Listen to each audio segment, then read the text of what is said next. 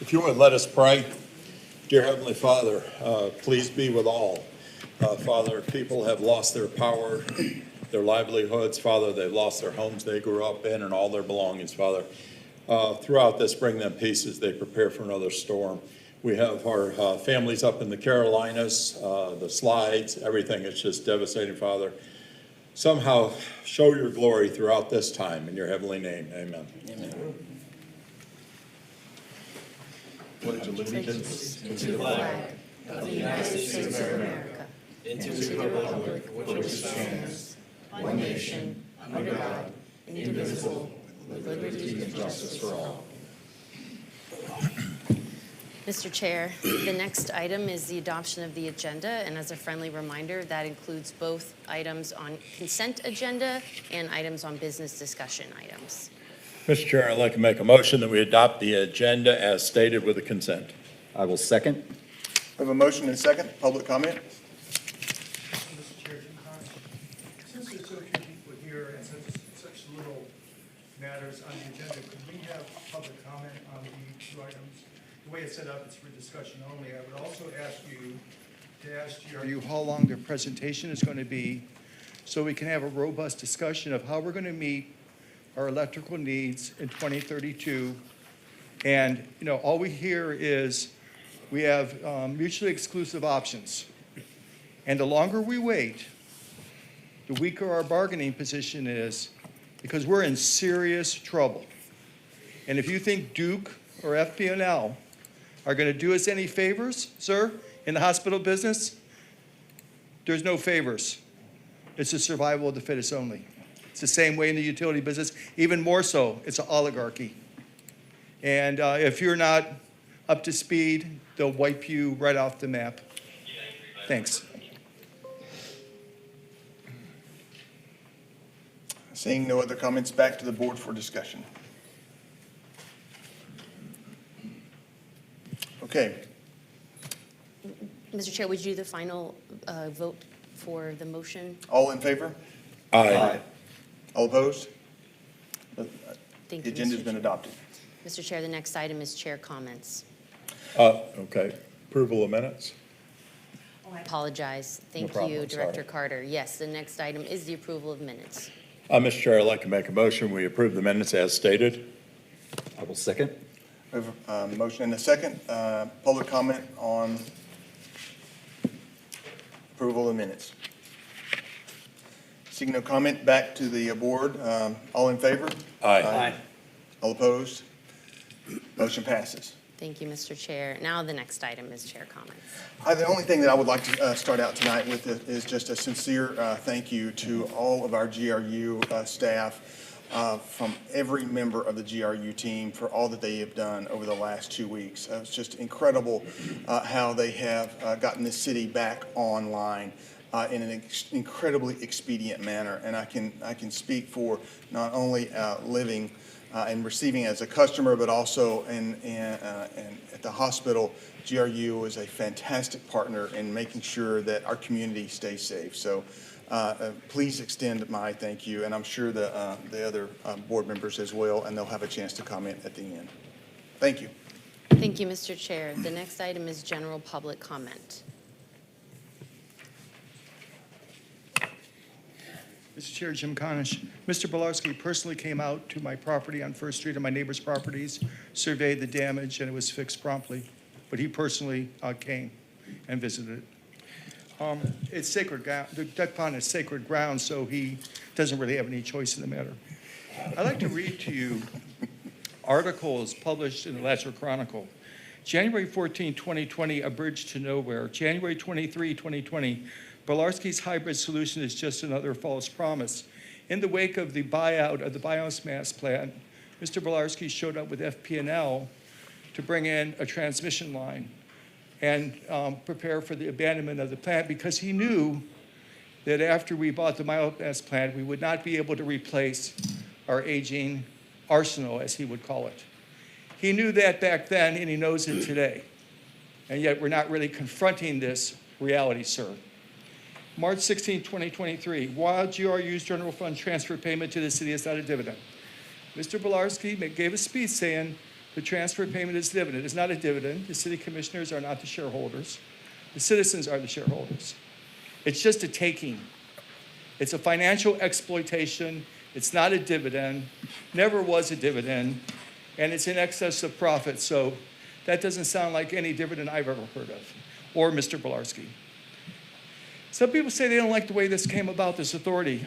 On March 24, 23, I gave a brief history of the local efforts to reform GRU governance to go back to 2010. So if you don't like the way it happened, maybe you should get familiar, because talking to 150 people at a football game will not inform you about anything. And there is no down the middle. We're staring at a cliff. On April 8, 2023, a city is not a political subdivision of the state of Florida.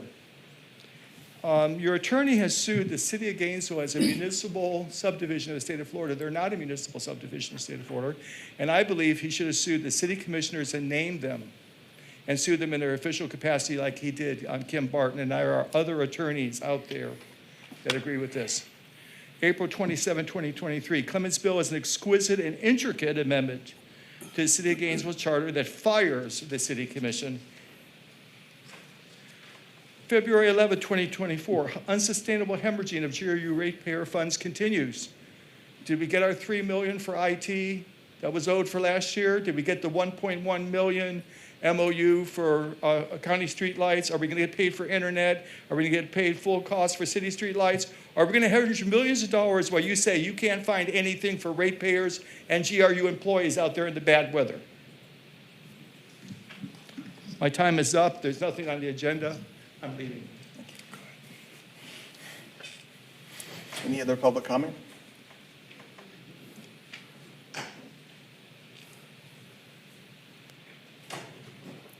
Real briefly, Dean Mims, GRU customer, Gainesville resident, happened to be. My first time here, and I just want to say if there are conservation programs that are made available to the general customer base, I'm not aware of them. I believe there are some limited programs for people up to certain income thresholds. I think that needs to be examined. I am a little bit puzzled that natural gas is incentivized. It seems to be going against the trends in the world with where the planet is going climatically and where other big nations are also going. So thank you. Please consider.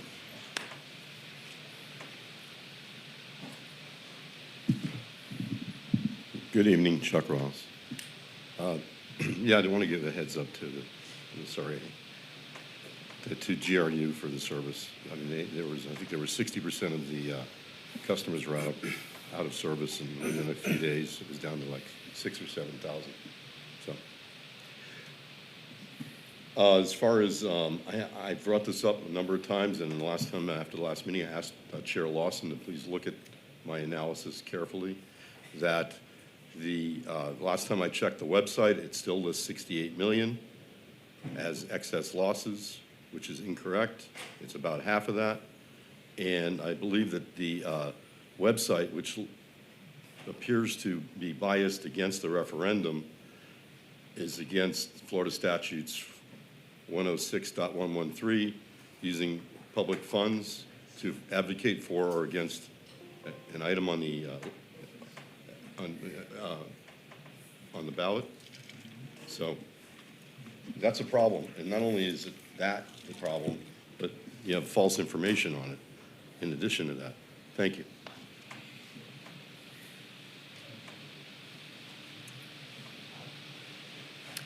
Hi, Nancy Darren. I'll echo Mr. Ross about the website issue, but first I would like to thank all our employees, our linesmen, everybody for their tireless, incredible service. We owe them a huge debt of gratitude. And my huge concern about are they receiving adequate support and supplies.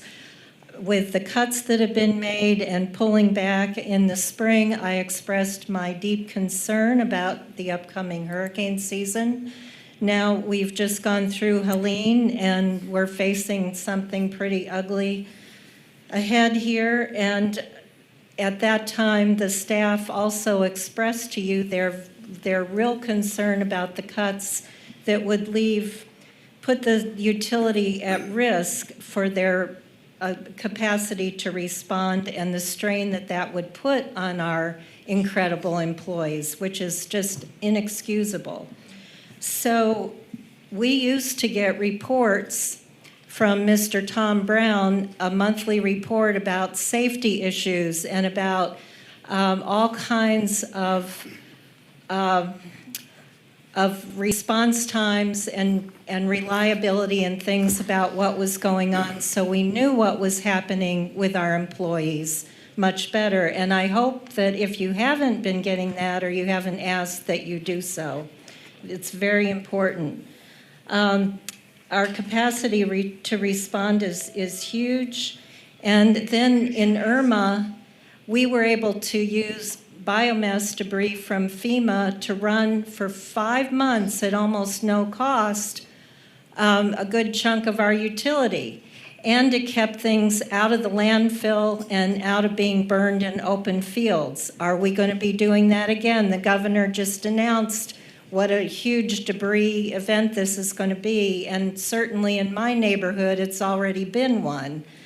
The other thing is, I think that there was a lot that was called fluff, that I think having that spare capacity to be flexible and respond to unexpected events is ever more critical, as we are seeing now. And so going back to Irma again, we came very close to losing our water supply because we couldn't get the chemicals, as I recall. And so this is a time to make sure we've built spare capacity. Nature does redundancy, and that is a fiscally responsible measure to take. So I hope that you ask good questions and don't just accept things that you're being told. Thank you.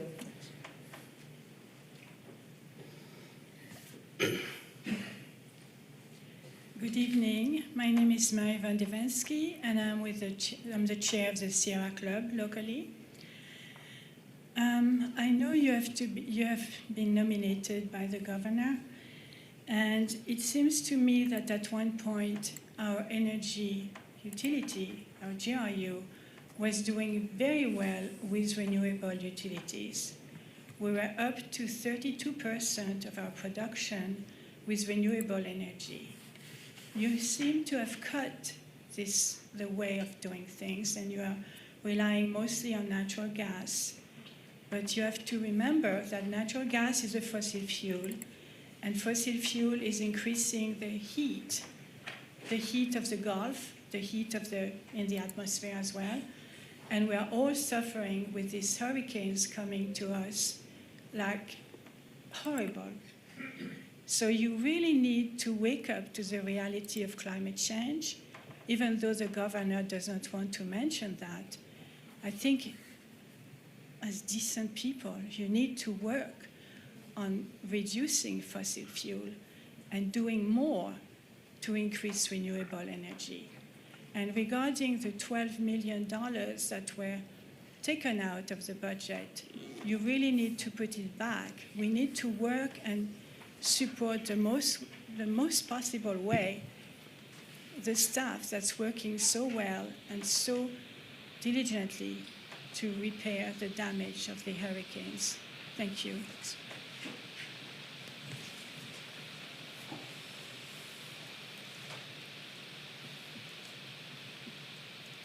I listen to NPR all the time. The business news is always talking about one company acquiring another company. You hear the details of the deal, the cash and stock options, whatever. I miss that here. It seems like one organization has acquired another business without paying anything. I think that's not supposed to happen anymore in the world, at least in the democratic part of the world that talks about rule of law.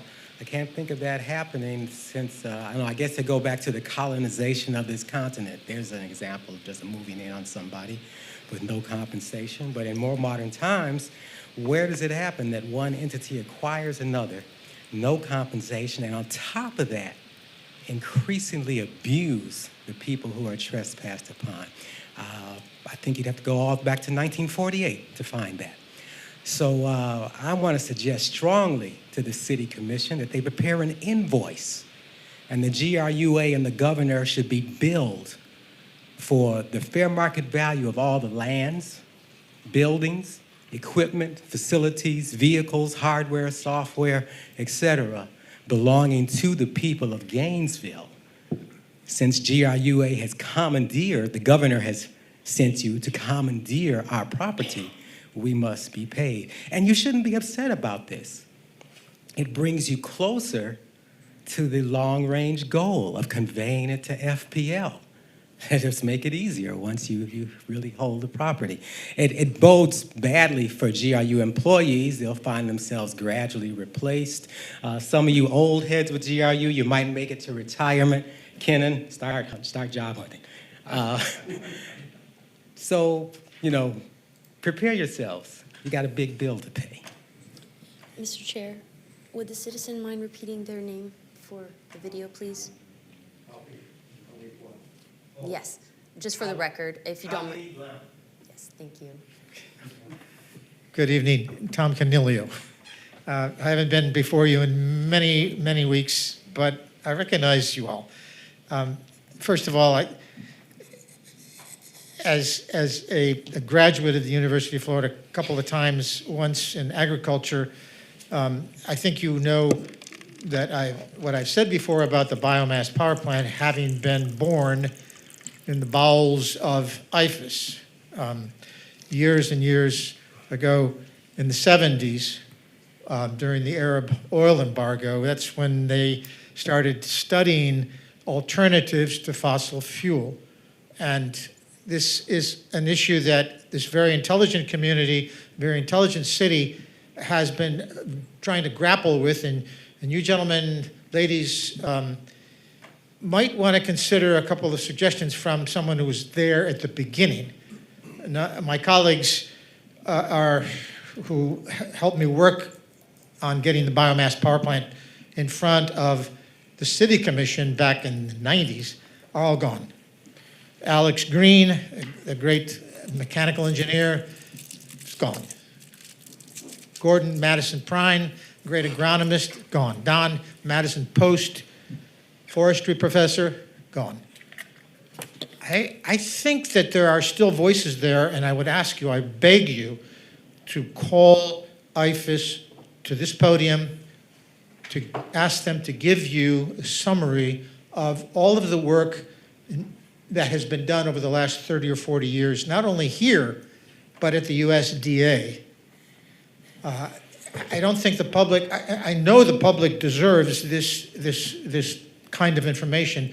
In addition to that, it also deserves to know, because we've foolishly built a 100 megawatt biomass power plant, to know that the Department of Energy has a 1 billion ton project up in Oak Ridge, Tennessee, that is directed by one of our graduates from from IFAS. Dr. Matthew Langholtz told me he'd be happy to come to you, Zoom a meeting with you to tell you nationally what is going on, that they found 1 billion tons every year. And so I've been telling people, we have a model here.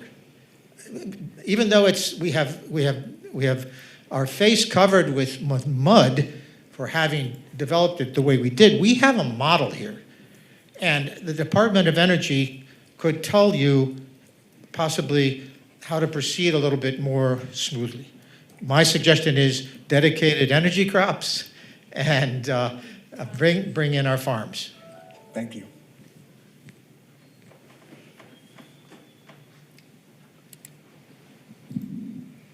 Good evening. My name is David Hastings. I'm a member of the local Sierra Club, and want to mirror what many of us have said this evening and earlier this afternoon about recognizing the workers of GRU, the line workers. There were about 5 of them in my backyard restoring power to my house. It was a little late. We had power out for 3 days, which was a fairly long time from my perspective, but I fully recognize how hard these folks worked and the risks they took. And I also know that they worked very long hours. Apparently, I was told they were working 16-hour days, which is about as long as a human being should be awake every day. So it was quite a toll. I have a brief, something to read from, was given from the Climate Reality Project. As another storm bears down upon us, threatening our health, our economy, and safety, we call for a GRU future that relies on clean energy. Our local government, with full control of GRU, is best situated to make decisions based on the immediate interests of our families and neighbors. Nobody will suffer the consequences of short-sighted management decisions more acutely than the customers of GRU. Accountability for poor decisions must rest with local officials rather than with politicians who don't live in our community and who don't feel the impacts of their decisions. A brief review of past actions of Governor DeSantis and the members of the GRU authority he appointed does not instill much confidence that critical needs in our community will be addressed through the present governing structure. As the president of League of Women Voters reminds us, it's worth remembering that in June, the GRU authority forced $12 million in cuts on GRU's reality. This was against the vociferous and aggressive warnings of senior GRU staff that these cuts put the utility in significant risk that will reduce reliability of GRU going into hurricane season. So the reason I'm here is to read that comment about the $12 million of cuts and express my serious and substantial concern that these cuts are going to diminish GRU's ability to respond to storms like Helene and the one that's coming with us. It is in no way reflective of the men that were in the backyard and their coworkers, who I have an enormous amount of respect for. But I really want to encourage you folks to restore the $12 million so that GRU can be as reliable and as safe as possible. Thank you very much. Thank you.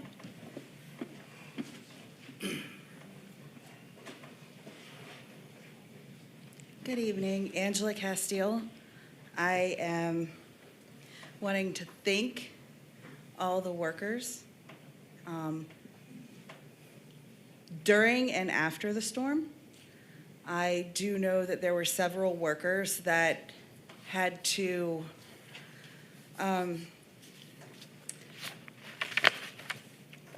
maneuver around obstacles, and they had to work before they got to work, just to come and help get power on. So I really want to thank our linemen and other workers that were working around the clock.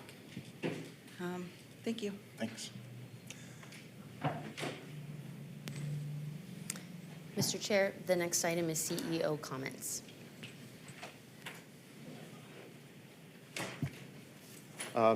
Chair, authority members, let me first start by addressing some of the comments about the cuts.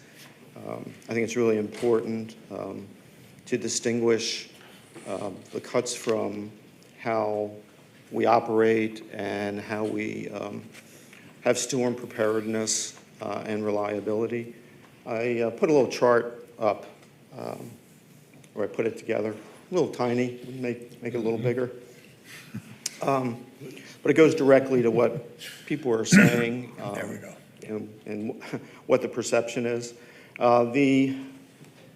The energy delivery budget, which are the folks that address the outages, that have the line crews, they're doing the locates, system control folks that are managing the energization of the lines, de-energization, all the things that go out in the restoration process.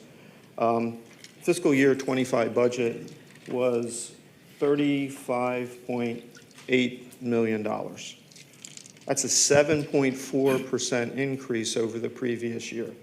So there were no cuts related to the very area in which folks are talking about. Now, I understand it's confusing. When you see $12 million of cuts, you sit there and think that that will be prorated across the organization. But as an organization, we were very strategic in how we cut those costs. It went toward, I mean, we talked about it. One of the areas was $3 million in budgeted GRU electric charges internally that were too high. There were other costs associated with just simply meals and travel and entertainment, where now nobody's doing out-of-state travel. We're trying to reduce those budgets so that we can keep our rates low. And I think that's the mandate that I've heard from the authority, to look at our business like any other business. When you're trying to reduce debt, you have to look at all areas and be conservative in your approach.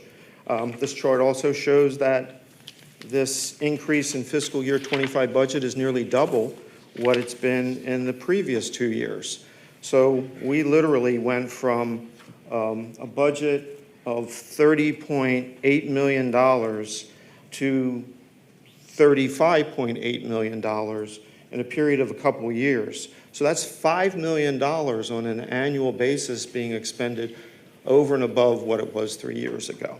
So I understand why it's confusing, and it's easy to say restore the cuts, but we haven't made any cuts when it comes to storm preparedness and GRU reliability.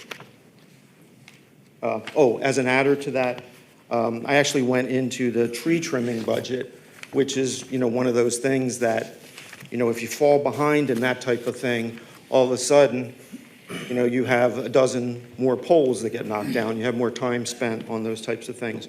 So, and that's not, I didn't get this up onto a chart, but fiscal year 22, we were at $3.1 million. In the fiscal year 25 budget, we were at 4.2. So that's a 33% increase in our tree trimming. Vegetation management. I like to call it tree trimming, but I'm always corrected. It's vegetation management. So I think that answers that question.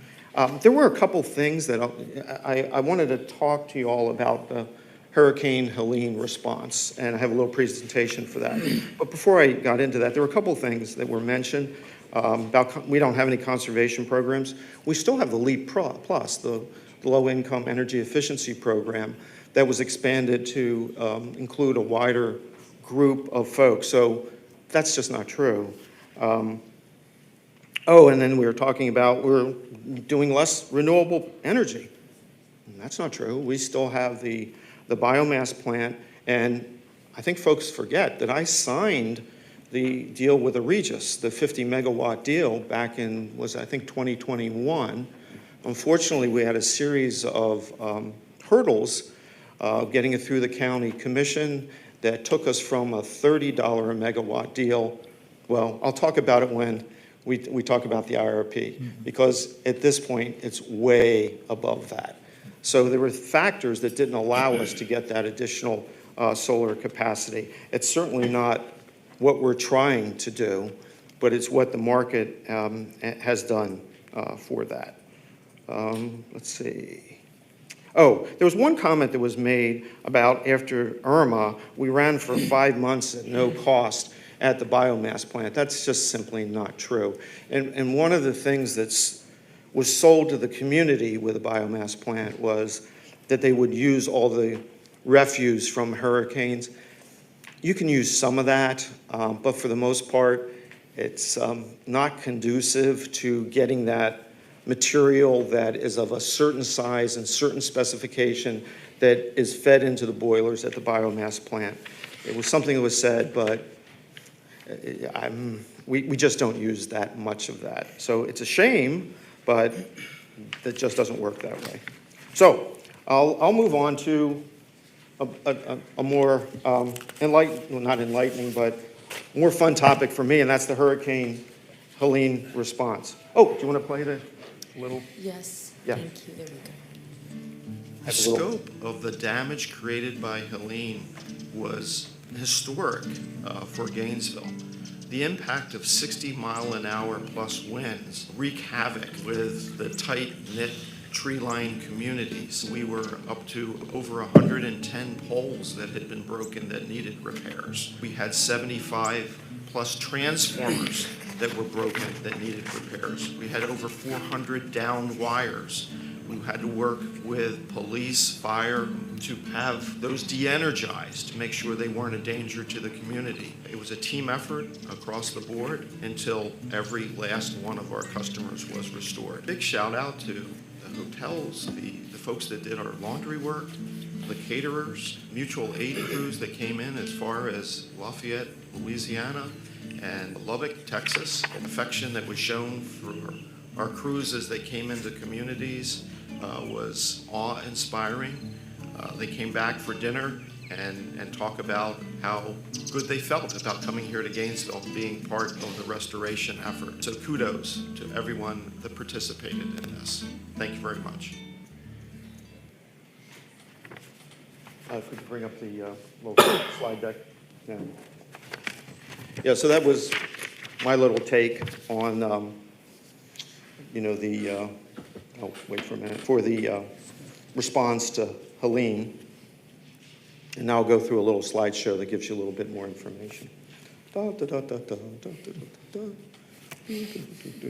there we go. I'd start with kind of the timeline, if you go to the next slide. Oh, I have that, don't I? Wow. Oh.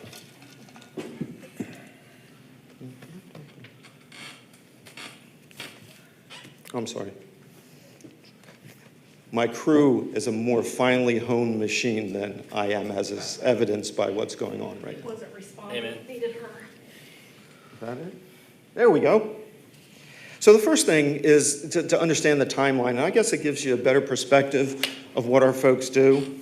You know, while this hit on September 27th, you know, we were monitoring this September 20th.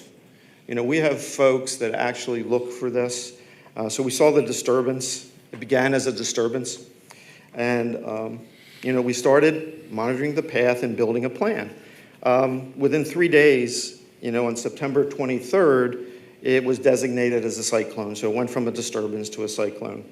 And then on the 24th, you know, the state of Florida, Alachua County, and the city declared a state of emergency. And on that same day, we were placed under hurricane and flood watches. So things were starting to move pretty quickly at that point. And it was designated a tropical storm the same day. And by the next day, we were into hurricane warnings with landfall expected. So within a period of 5 days, we were building our resources and looking to see what kind of event this would be. So I keep saying next slide, and I got the darn thing here. So the question is then, what's the response? So we made final plans on the 25th. Overnight crews were scheduled. It strengthened to a Category 4. And by September 26th, we hunkered down crews in place. You know, and I'll get into that a little later about what some of that hunkering down is. And, you know, we responded to the outages. The highest gust winds that we saw was at the regional airport at 61 miles an hour at about 10:50 p.m. Landfall hit on that Thursday near Perry, and, you know, those gusts occurred overnight. So the responders started restoration efforts on that Friday. Weren't going out until the winds got down. You're not going to swing the buckets to put our folks in danger. You can't do that kind of stuff. So I think what's important to understand is there was full cooperation among all the agencies at that point. We're working with Public Works. We're working with GPD, vegetation management. This is like a ballet, you know, an orchestra of all the different sounds and music. And I find it wonderful to hear these folks working together. You know, you go into system control and, you know, they're on the phone and they're doing their thing and you're watching things. You know, the live wires get reported and they're building the reports. They're energizing and de-energizing. They're working with GPD. It's kind of a wonderful thing. And let's start with the storm story from electric T&D. You know, there were 68 circuit breaker lockouts. There were 40 recloser lockouts. These reclosers are kind of like a smart circuit breaker. You know, sometimes you'll see your lights flicker at a period of time and they do 1, 2, 3. That's because that recloser is smart. It's trying to figure out, you know, do I shut it down or do I do it? So We had 2 transmission line outages, but it was good because well, not good, but we had pre-staged mutual aid crews from Lubbock, Texas, and we had tree crews from as far as Ohio. So our regular staff alignment was about 34. So we built up to 126. We had almost 100 additional crew. So we were prepared for this. We also had 64 tree crews. That's a heck of a lot of tree crews that were coming in, hunkered down. Not all of them, but they came for the ride. So 63 hotel rooms were secured for 5 and 10 nights. I think we replaced 98 poles. We actually had 110 broken, but we replaced 98. So there's some work that we need to do. We were hoping we'd have a little bit of time before the next one, but then Milton threw us a curveball. We had 460 insulators that had to be replaced, 70 transformers, and 18,000 feet of overhead lines. 18,000 feet. It's kind of amazing. And that's the look of our outages. Pretty darn ugly, right? So they were instances of down wires, there were power outs, they had a whole host of things. And I love this slide.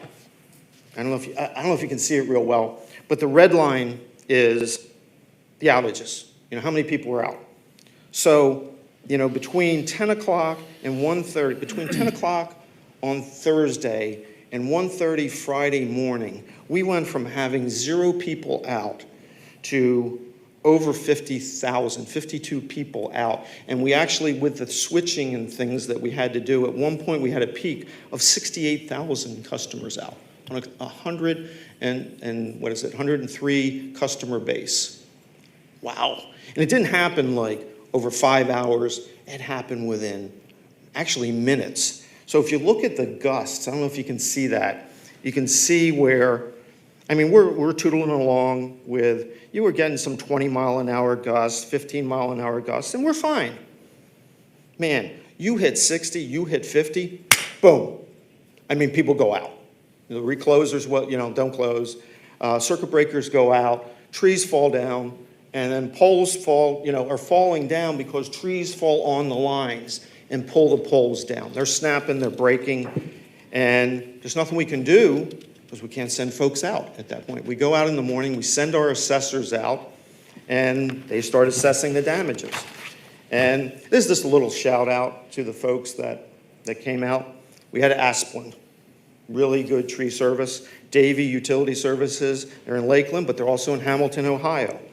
But these are the crews from Lake Worth. We had Leesburg, Orlando Utility Commission, Kissimmee, Lubbock, Power and Light. By the way, Lubbock, when we were feeding some of the folks, and they were up there, and they looked at the grits that were on the pan. And I said, don't you want some of those grits? I don't know what it is. I said, oh, that's right, you're from Lubbock. You got to try some of these grits. He came back for seconds. So we had the city of Stark come in, and then we have our really good friends with Lafayette Utility Service. We would go out and help them. They came back, and they helped us. And it's hard to see there, but that's a picture of some of the damages. You have a pole flying horizontally across some lines. And tragically, you have one of the houses damaged there. You have all kinds of issues. And this is one of the reasons you don't go out immediately at night while it's still dark. These folks don't know what they're getting into. Damage, you can be stepping on a cable that's energized from a down wire that's touching the cable. By the way, folks out there, I don't care whether you think it's a down wire that's energized or not. Don't touch that wire. We don't want anybody hurt because they're thinking, they have an assumption. Just don't touch it. Call in, and if you've called it in, it will get corrected, but just stay away from it. It's not worth your life for a moment of carelessness. And of course, that's the energy side, and that's what everyone cares about. But poor Debbie Doherty on the water wastewater side doesn't get any of the heroics. But they're heroes as well as our folks, right? So they were actually started ahead of time because they needed to have their folks hunkered down. And the biggest thing that they're dealing with is our lift stations. We have 176 lift stations that take sewage, up to the level that it needs to go to process at our Kanapaha and Main Street facility. So they're doing everything they can to make sure that these lift stations don't overflow with the additional stormwater and the wastewater mixed, right? So they prioritize power. Well, of 176, we had 110 that lost power. And we have 24 fixed generators, and then we have 11 that are portable. So they're moving those portables around in the midst of this chaos, pumping out the lift station, and then moving to the next site. So these folks were working their butts off. So they responded to the overflows, and you can see that little line where it shows or the map, and it shows all the alarms that were going off on all these lift stations. And here's the statistic you'll love. We hauled excess overflow or flow from, 20 lift stations. We hauled 1 million gallons during this storm back to our treatment center. To 1 million gallons that we kept from going someplace in the community that would create, a real problem, right? So we were back to normal operations by October 1st. So, they don't get enough credit. The water side really needs to have some kudos from this. Then on the energy supply side, they're also, you got the line crews, they're the heroes, right? You also got the folks that were hunkered down in the generating facilities. And so they're hunkered down and they're trying to protect the assets. And what people don't realize is all of a sudden you're losing all this power. What do you do with the power plant? You can't just flip a switch and you go off. You gradually have to take down your power as you balance assets. So Kelly, we started with a 35 megawatt steam turbine. Number 8, we started dropping load. Eventually, we took the combined cycle off, and our CT4, one of the older units that we have out there, it worked like a charm because our folks work on these units, they treat them well, and they're in it for the long haul. That quick start unit allowed us to match that load with the power demand, or the power that we were providing. And it worked like a charm throughout the storm. This is a little picture of some of the damages that we actually sustained, and what you're seeing is the siding and the roof, as well as the cooling tower. It has a little slice out of the cooling tower, and some flooding in the area. So even the generating facilities, had to deal with, some of those things. And then the other thing is GRUCOM. They kept communications up. They monitored overall communication network. You can see the number of lines that were lost. When debris and the wind hits and the poles fall, they damage the cable. So you can see we had many feet of replacement cable that had to be worked on, just as well as our linemen doing some of the other things to make sure that we had communication. And you can see that there's some of the damage there as well. You go there and you go, wow, how do you fix that? And so, I went out a bunch of times, and the folks are, they have the carts and they're bringing in the poles, and it just amazes me. Every time I go out there, because, if I had to work with my hands, I'd starve. And, you see these guys that have all these abilities, and they're doing this stuff, and they're going, we got it, boss. We got it. Yeah, this is, and they're just like, they handle it, they replace the poles, they move on, and they're looking for their next job. So I think they did a wonderful job. They're all ready to go now for the next one. We have Milton coming in. I can talk a little bit about that, but with any questions about, and there you go. So I was in Steinhatchee yesterday. Please correct me if I'm wrong, but didn't we help them get their water back on top of everything we did? When we were finished, we sent our folks to Steinhatchee. But that's what I'm saying. So we didn't breathe. We went and helped our neighbors. Yes. That's all. That's exactly what we did. Yeah. This is a brotherhood, a sisterhood that exists among the line workers as well, as the wastewater folks. They just want to help. Mm-hmm. They want to help. And you couldn't see a greater group of folks, even the folks that come in from out of town. They're not GRU, but they're okay. Were you hiring any of them? I'll tell you what. Handing out applications? I think the guy that ate the grits might move here. Yeah. So, I mean, I can give you a little briefing on what we're doing for Milton. The big thing is we lost all those poles, so we had our preparedness meeting, and we're starting to look at what that plan is going to be. We got 290 poles in stock. We have 130 transformers. Trying to get some of these folks is a little harder than what we had because there's so much activity down south. I mean, they're FP&L and Duke are actually, using some of these areas as marshalling yards. They're housing some of the people in the hotel rooms. But we still are looking to bring in crews. The folks from Lubbock, they are actually coming back. I was kind of making a little joke there, but they're going to come back. We're also going to be bringing in some troops from Riviera, Alabama. They didn't say Alabama on the call, and I heard Riviera, and I went, holy cow, boy, we're really reaching out here. But yeah, we got 35 crews there. It's a little harder to get the tree crews because they're really, but I think what's going to happen is when they hit their final, last 24 hours and they know where it's going to hit, I think other crews will get freed up. And if we are lucky enough not to, we'll release our crews to go to some other place. We don't have any transmission lines down for maintenance. Let's see, the transmission system on a whole is great. We're just trying to figure out right now when we might close down the lobby, whether it's worth it to keep it open on Wednesday or Thursday. We'll determine at that point how the winds are, and we'll just protect our customers. Actually, in some cases from themselves. There's no reason to come out here. And we're not dunning for the rest of the week, which is, dunning is turning off customers that haven't paid and things like that. So that's where we are. So if any other questions, I'd be glad to handle it. But I know the crews were great. I ran into the Lafayette crew, and they were fabulous. And they said that they appreciated the community, showing them love for being here. And they said one of the gentlemen had his house destroyed, and we sent crews there. So that's why he volunteered to come here.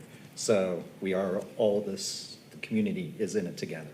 And it's not just us, it's also these other places where we've helped, and they remember that help. So, thank you to them. Thank you for your mutual aid agreements that you have in place, because they worked really well.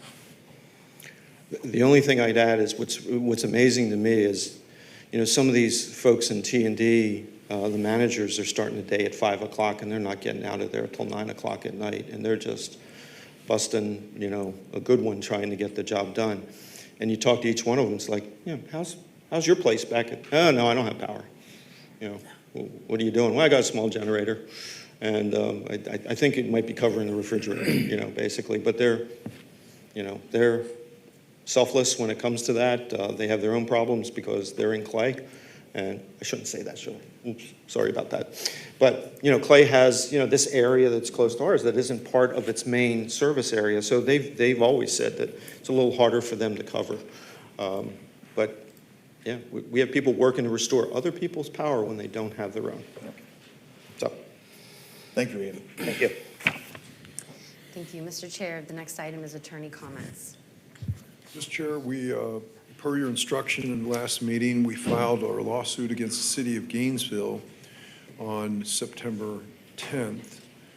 We also filed on the 23rd of September a motion for emergency relief. That motion will be heard on the 23rd of October. I would like to thank Dan Nee, talk to him about it, along with his litigation counsel, Sean McDermott, and Corbin Hansen over at the county.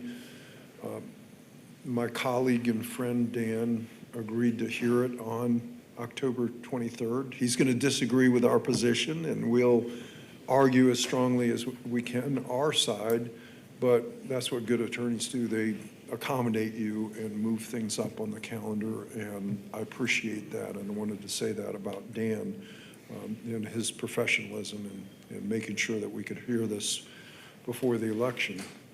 This is not intended to be an question and answer session since we're in litigation, but Kirsten, I think, wants to add some of the comments of where we're at and where we're headed. Yeah, so just to reiterate, and I know that this is a little bit of a unique situation. We operate under Sunshine Law. We operate under public records.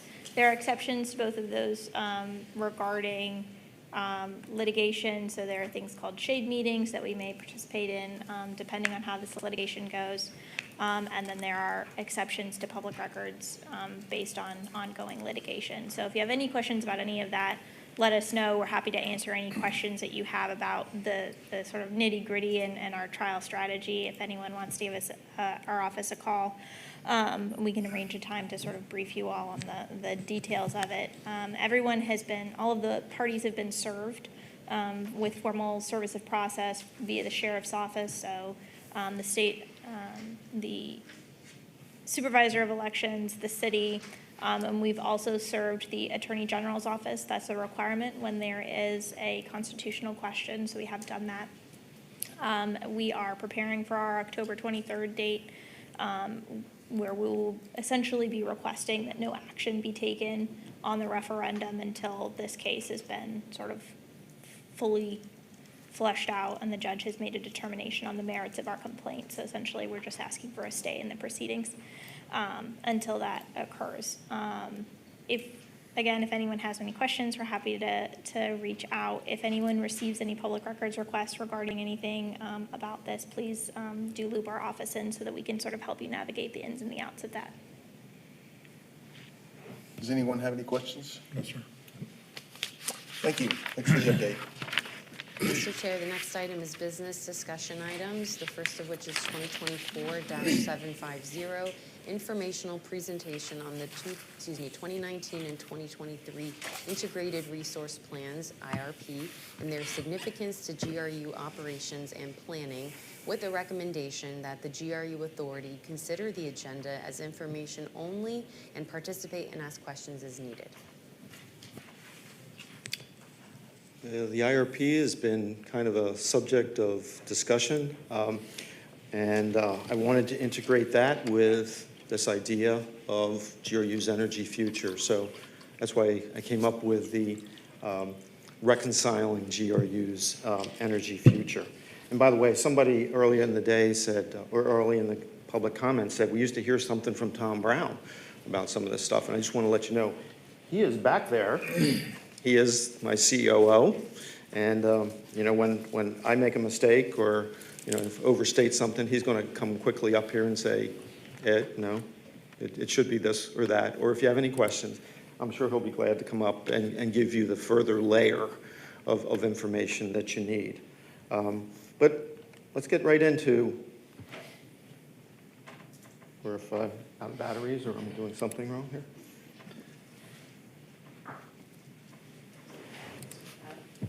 Excuse us, Mr. Chair. The screen appears to be frozen. Give us 1 moment, please. I don't know. It only happens when I do this. I think it is me. Thank you. And we're not doing the utility. Yeah. It's kind of scary, isn't it? I think that he's not in charge of IT. He is. In a way. Oh, there you go.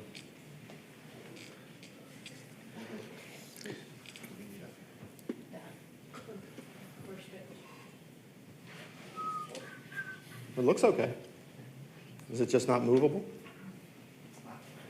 So my plan for, and the leadership's plan for GRU's energy future is really one of optionality. It's something that I certainly looked at in my years in the energy business. If any one of us can predict the future, God bless you. Because you probably won't be doing any of these jobs, but you'll have some private island somewhere where you have been able to make a lot of money on being able to predict the future. But the key element of our plan is really to run our existing assets as long as we can. And there's a reason for that. We have a history of success in doing that. I have these 4 items here. The biomass PPA was not favorable to us. What did we do? We bought it out.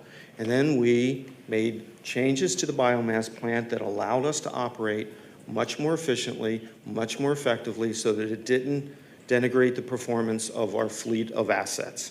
That was the first thing we did. 2021, the Kelly plant was repowered.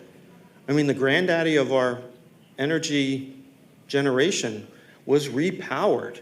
I used to say upgraded or something, and Dino DeLeo, who's in charge of our energy supply, went, no, Ed, no, we repowered it. And that's what we did, and it has a longer life as a result of that. I mean, today, it's producing power at $18 to $20 a megawatt. Sometimes it gets even cheaper than that. It can compete robustly with some of the other units that are out there. It has value to us for another 20 years. So that's at the heart of that. And then in 2021, we also converted DH2, Deer Haven 2, to be able to run on natural gas. You know, and I remember some folks in the audience talking about, hey, you're doing more natural gas. And, well, would you rather have coal or natural gas? Because what it did was effectively end our reliance on coal. We operate almost solely on natural gas from DH2. Now, we have coal. If something were to happen in the markets, or we need it in the case of emergency, we could go to coal. So, and that's what the rating agencies love about GRU, is we have this fuel diversity, much more than others would in this part of the world. And then right now and started in 2022, but we're looking at a life extension on DH1. That's really an older unit up there, and we've babied it, worked on it, and you know, it still provides that shock absorber for the system when we ramp things up and down. So my whole point there was, we've done this. We can continue doing it. We have an energy supply staff of professionals that do a wonderful job with that. The next thing that's part of our plan, this optionality plan, is to firm up natural gas supplies. We're going to be looking to bring a prepayment gas agreement back that will have a discount on future payments of natural gas. It's something that other folks in the industry have done. In Florida, the municipal utilities have used it. And if we firm up some of these natural gas supplies with extensions, with prepayments, that will virtually end our reliance on coal, which is, I think, what I've heard from the community. They want renewable. Well, one of the ways you get to add solar and some of these other renewable products is have natural gas that works flexibly to support your needs. What we're going to do with additional generation is pursue opportunities when they arise. I'll get into that when we get into some of the supplies. We don't want to get into the opportunities because we have to. We're dealing with markets. When we first got into the solar deal, it was $31 a megawatt. We renegotiated the project for 50% more power at a price that was 25% more. Right now, it looks like it's going to be hard to finalize that deal without another increase. Well, at some point, you get out of the market. And at some point, solar prices are going to go back down. Do you want to do it now, or do you want to do it later? So I think we have to be adaptable with that type of thing. You know, we have looked at RICE engines. I think you could build a RICE engine, a reciprocating internal combustion engine, that would also help in the replacement of DH1 at some point in the future.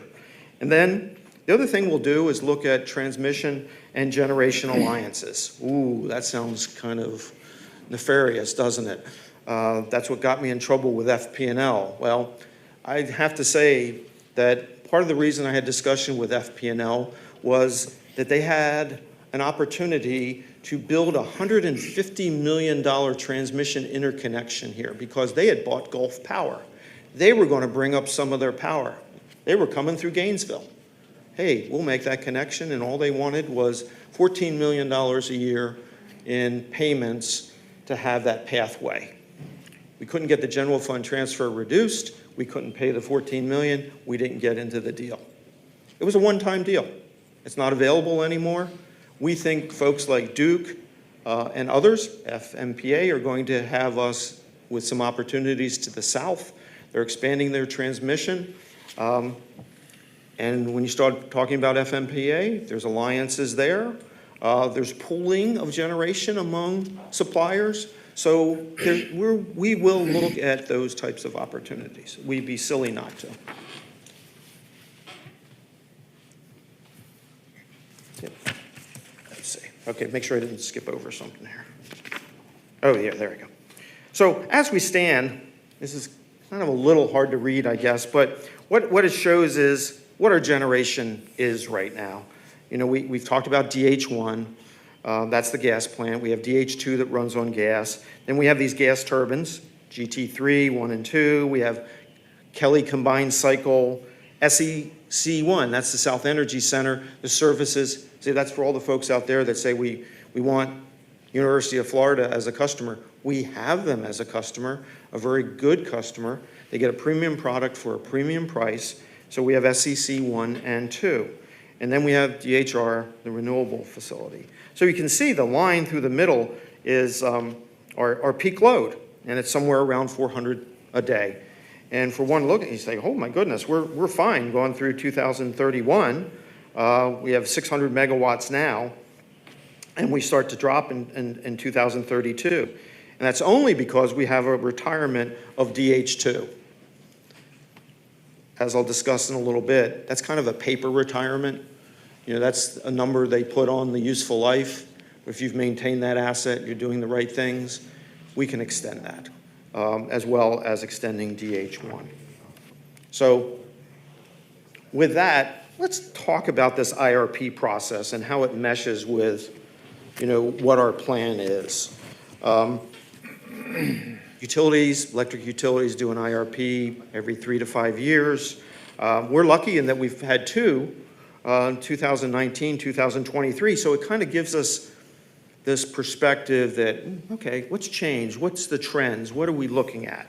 The IRP, let's remember, it's a financial model. You know, as I talk about with Mark Benton and my finance crew, every financial model that I've ever done is wrong the moment I deliver it to somebody, because you can't, again, predict the future. So it's only as reliable as the inputs.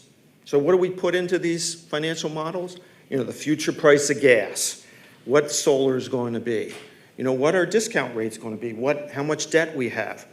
You know, some really variable numbers. I mean, I asked our fuels manager to look at what our projection was over the past year for natural gas and what it came in at. We were at some months 50% off of what those numbers were. Because why? You can't predict the market. So we're going out 20, 30 years and thinking we can predict the market here. So we have to be careful. I mean, it's a caution. It doesn't mean we don't do the IRP. It doesn't mean we don't look at the results and see trends.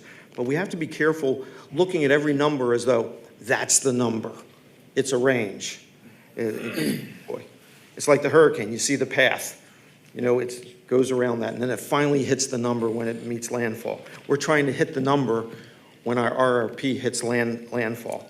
So the plan is really based on, you know, how it's defined by our budget, our capital plan, our long-term plan, and market conditions. We are dependent on the market. So let's look at the comparison between 2019 and 2023 IRP. I found this fascinating. The first thing is we evaluated the 19 one for 20 years. We went for 27 years in the 2023. So there was a different time horizon. Our planning reserve margin also changed, went from 15% to a more stringent N1 condition that would take it up to 45% at particular times. Now in 2019, we didn't show those unit retirements being deferred. Into 23, they did. Maybe can be deferred even further. DH2 in 2019 operated on coal solely. 2023, with what we did there, it operates on gas. The cost of debt in 2023 was higher, as well as the discount rate. And of course, the prices were 2018 prices in 2023. But this is what really grabbed me when I looked at two of them, right? What you see there is two rows. you see the baseline scenario for 2019 and one for 2022. So in nominal cost, meaning, no net present value dollars, just how much money am I going to spend in the future over the next 20 years? That's what we normalized it for 20 because we wanted to compare them apples to apples. The nominal cost that we projected in 2019 was 2.723 billion. In 2023, we said it was 2.701. Boy, you can't get much closer than that, right? Now, the net present value was a little less in 2023, but why? We used a higher discount rate. I mean, it's a you know that, Chair Lawson. You change the discount rate, you change the net NPV. So that's why I always like to look at nominal dollars for the comparison there. But the key element there is if you go to what we would have to add over the next 10 years, in 2019, we were looking at 253 megawatts because we didn't have the deferrals, and we were looking at 225 megawatts of natural gas. Glad we didn't do that. That wouldn't have worked out very well for us. In 2023, we have 153 megawatts, no natural gas, a capacity PPA. In other words, you're buying the ability to get energy from another supplier and pay them that capacity, which is that fixed dollar to have them ready to serve you. So it's very similar. So let's go to what the scenarios were in 2023. What struck me about this was the baseline was the deferral of assets, bringing in solar only later in the decade. The second one, and that had a net present value of $1.652 billion. I keep saying million. They ran a scenario where you would bring in a combustion turbine in 2028. That number was within 3 million of that. Same number, ostensibly. Then we looked at retiring DH2 in 2032, extend it. That's 1.664. Well, you can see each one of these numbers pretty darn close. So what it's saying is, in my mind, that the market's not giving us anything better than what we have. And I think we have opportunities in what we have to expand when those market opportunities present themselves rather than now. So that's what my takeaway on that is. So let's go back. This slide I've already shown you. It shows the extent of our capacity. But think about that.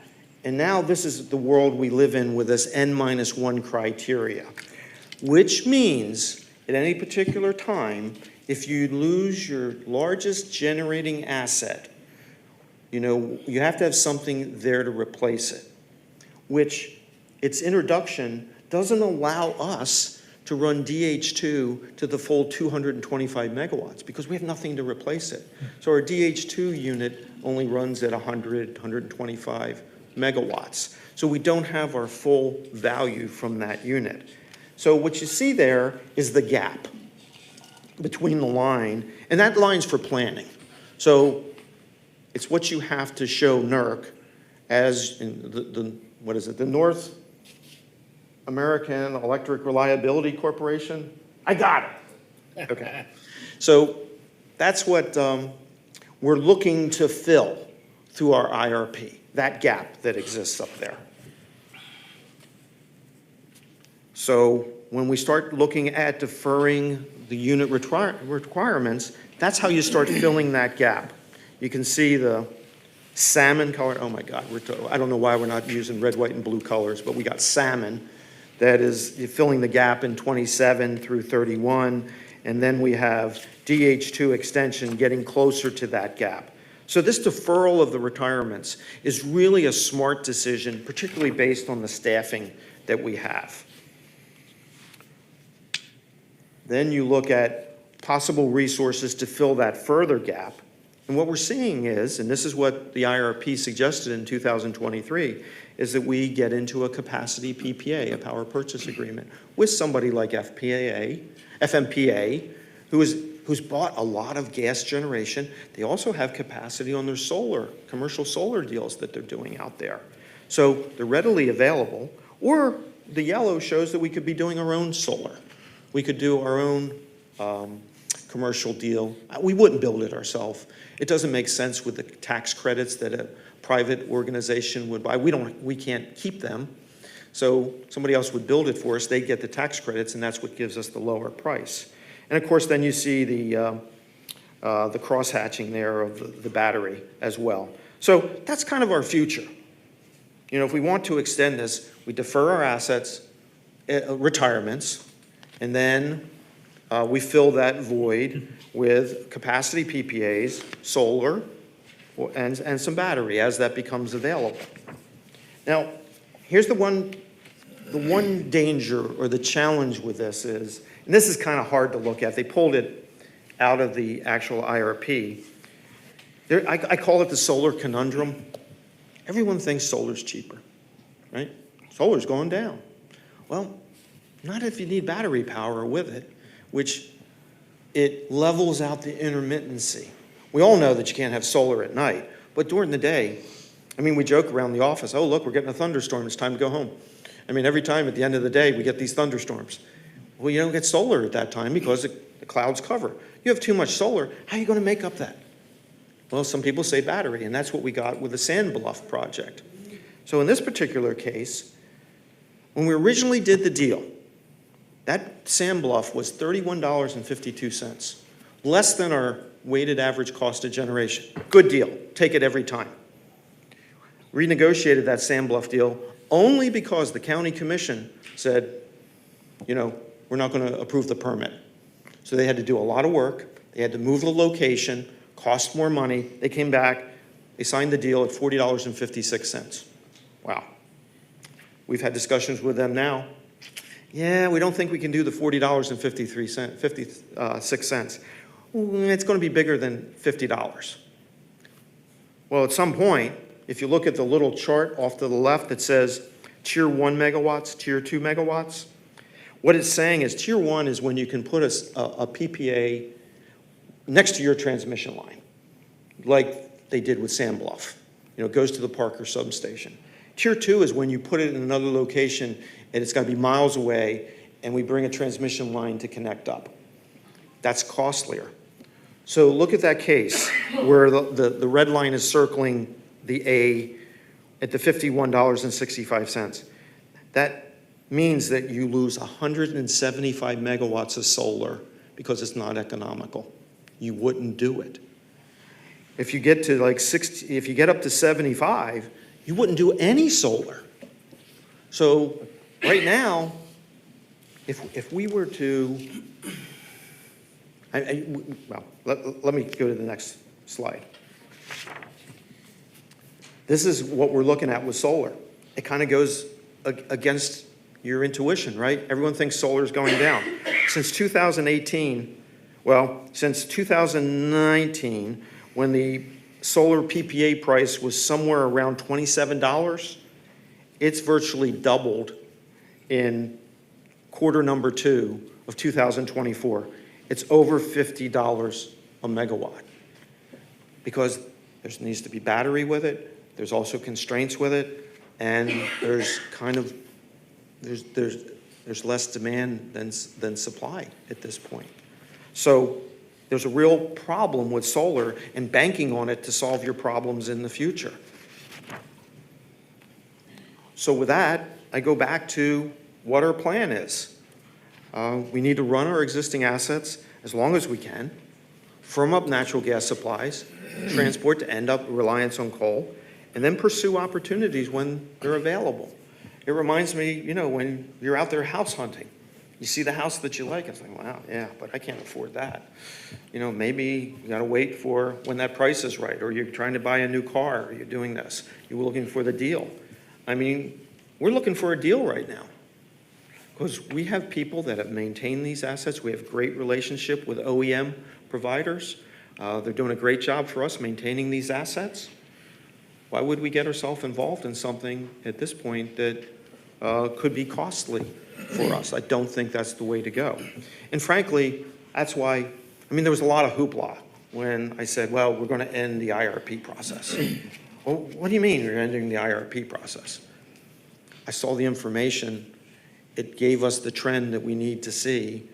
And, getting involved in something that would be more costly than maintaining your own assets over a period of time when we're trying to defease our debt, which goes back to what I was originally saying, right? You have to look at this within the confines of your own economic structure.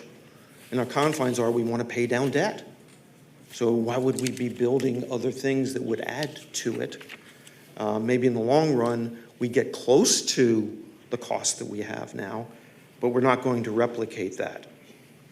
So a lot of people looked at that and said, Ed, you've went full circle here. You were talking about looking at transmission outside of, GRU's territory. Well, that's what goes to optionality. It's about flexibility. You have to look at the situation as it transpires, and you have to do the right thing at the right time. And that's what I propose that we do for the utility. So with that, thank you. And, we can field some questions here. I got an expert in the back of the room when I stubbed my toe. It's my job, right? Go ahead. I have a question too, but you can go first. Mr. Blarski. Are you going to make a motion now again? I'm sorry. I could. Yeah, what are we going to do when he leaves? So just to clarify, in some of my comments, conversations with you, when we're talking, let's just say, 25 megawatts of solar, that's not truly 25 megawatts. It's 27% or something. Oh, that's a great point. What Okay. you're saying, that's the But- capacity. Yeah, so then also, this is what I was trying to explain to folks before, we're not anti-solar, but we still have to have backup generation for that. So there's also a formula for that. So when we get so much solar out there, whether it be, through feed-in tariff, or it be net metering, or it be, through a PPA, we still have to, I think even with the PPA, have backup generation, correct? Right. So we're still having a large expense to that we have to put into the cost of solar. That's correct. Okay, so I mean, it's like buying a Tesla and having a tow truck to pull you if you run out of juice. You gotta factor in the tow truck. And so we have to factor that into solar, and that's what my problem was with the Origis contrast. When I was looking at it, all the numbers weren't in there, in my opinion. So, am I right on that?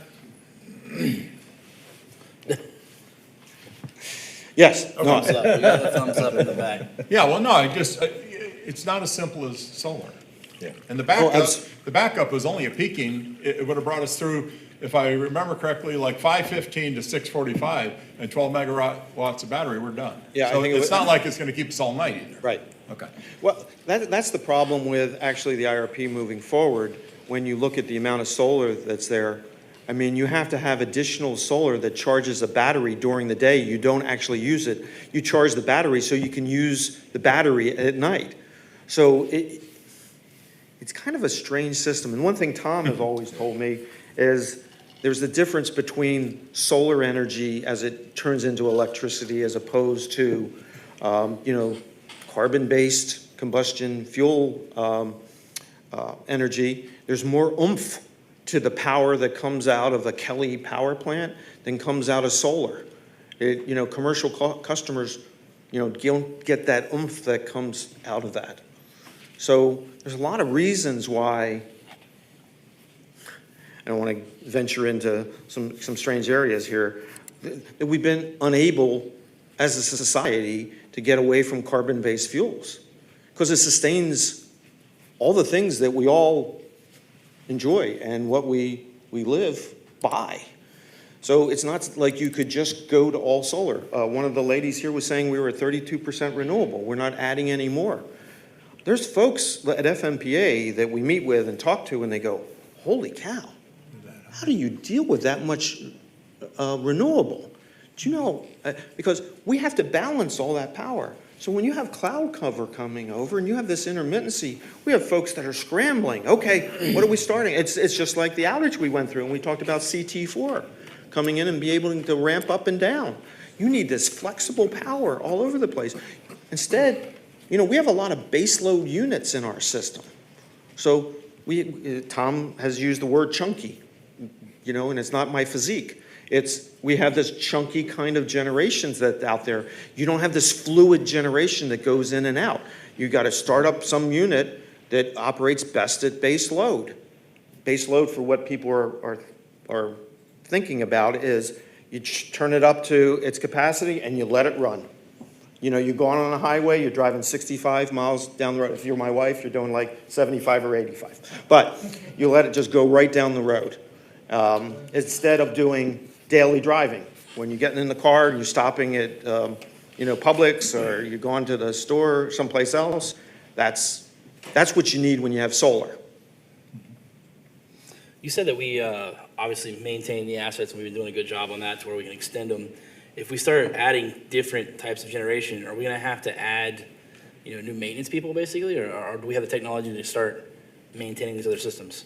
Yeah, I think that we have such a skilled and trained, what we need to do is be able to retain some of our folks. Right. I mean, that's part of the vision that's ancillary to this, is keeping the folks we have and the talent and the institutional knowledge, so that they can continue to do that work. The new generation, when you start talking about combustion engines, it's similar throughout.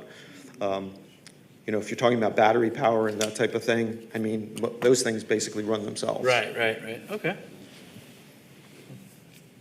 So a couple questions. You talked about, you already showed the graph that showed the projected retirement. Yes. Of the one plant in 9 years. And I guess what I'm interpreting you saying is that your recommendation is that we work to extend the life of that. Right. So I think it would be helpful to see, what do you project we could extend the life? What would be the cost of that? And then what are the risks associated with it? So if we extend it, but then all of a sudden something cracks and it's down, what are all the risks associated with that? And the cost to upgrade and extend the life. When the Energy Authority, ERT, when they did their projections, do they project the cost of solar and battery in that process? And how should we think about that? Are you saying that, we know that the deal that was on the table for us is not a good deal, but do they say solar and battery, the technology should, what do they say in the next 3 to 5 years? Is that and your recommending, we sort of kick the can down the road a little bit. Yes. And so in the IRP process, isn't one of the scenarios a do nothing scenario? And which is sort of what you're recommending. You're recommending, let's pause. Right. And continue to evaluate, but more sort of invest some in our existing assets. And I think it would be good to see how your recommendations sort of, factor out for that. Right. Does that make sense? No, it does. Like any of these things, you need to start looking at the risk associated with that. Right. And I think at this point, it's important to note that when I talk about transmission alliances, part of that takes the risk out of extending your fleet. In other words, if one of the major utilities upgrades its transmission capabilities close to us, it's very easy for us to go from 200 megawatts to 300 or something like that you can transport in. Yep. So if we had that opportunity, and for whatever reason, one of the major plants doesn't extend the useful life as it is, we can get it from outside our system at that point. And I want to make a fine point on this, because one of the criticisms I've had for this has been, they talk about privatizing our system. Well, every IRP that we do talks about the further de-risking and operation of our generation fleet to have additional transmission access. Not that we will give up our balancing authority. By the way, we do our own balancing of the load with our generation. So we maintain when, people are turning on their lights and they're doing other things with their electricity, we have people in the system control that balance that load. They up the voltage and they do all the things that they do, right? That's a real skill, and we have that in-house. It allows us to, we have that on our distribution system as well. where we, can energize, de-energize, and they work with our line crews. So they have a direct line into system control. I don't want to lose any of that. I mean, I think it's what makes GRU GRU. And it's what allows us to get in and out of outages very quickly and sustainably. But that doesn't mean that, when one of these assets just reaches its end of its useful life and we have to look outside.